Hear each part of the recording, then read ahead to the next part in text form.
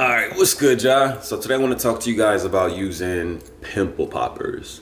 I got a couple of different versions here of pimple poppers. I've had this one for the longest. I want to say like almost 13 years. I've been using these for a while, but these are life changing when it comes to popping pimples. This one, you can see it has two cutouts for like two circles. So this one, you just pretty much just line the circle up with the pimple that you have, place it on top of it, and I usually push both sides and you just press, and whatever's inside will come out the center, and you just make your way through your face with this one. And I have this one, and this is more the style that you would drag on your face. So I use it like in the crease of my nose to get like all the stuff there, even sometimes on the top of my eyebrows and like my forehead. I'll use this one. So depending on like whatever status you're dealing with as far as like the pimples or whitehead, like, you know, they have a pimple popper for it. If the pimple's not ready to be popped, so let's say you see the pimple coming, but it's not like white or it's not showing at the surface, and you try to use, even if you try to use the tools to pop the pimple, like it's gonna give you the swelling, you're still gonna get red. I mean, so ideally the best thing to do is to wait till the pimple peaks to the surface, then use the tools, and make sure the tools are clean. Because again, if the tools aren't clean, it's like trying to pop a pimple with your fingernails, and which is the reason why you get the scarring. This will minimize the scarring, the appearance of scarring, a whole lot if they're clean.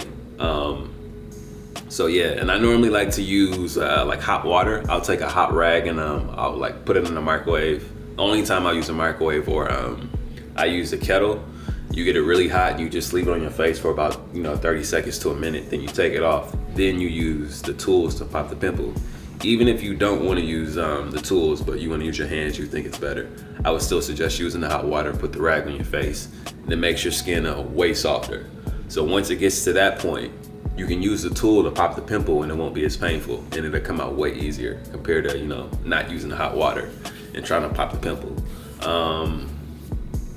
From what I've learned from experience. So that's one of my tips I would say as far as using a pimple popper, or even just popping pimples in general. Put a hot rag on your face and let your face get soft, the skin get soft, then use the tools or pop it. What else can I tell you guys about this?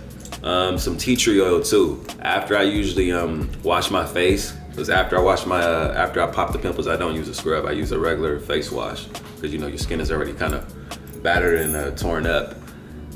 Wash your face, and I get like a drop of tea tree oil, maybe 2 drops of tea tree oil, mix it with some water, mix it together, and I just like rub it on my face, and it helps dry the pimples that you just popped out. It disinfects and it cleans at the same time. And it's, for me, I feel like it's a lot better than using alcohol. It doesn't like dry your face out as much. So tea tree oil is your best friend after popping pimples anytime.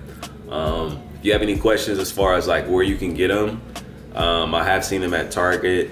I have seen them at Sephora. I don't know about Amazon. You guys can check on that.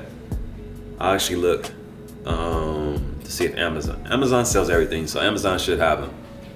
But a pimple popper. Do I have a brand I actually suggest at the moment? No. I mean, I would just say go with what you feels comfortable for you in your face. So yeah. Invest in a pimple popper, y'all. Pimp.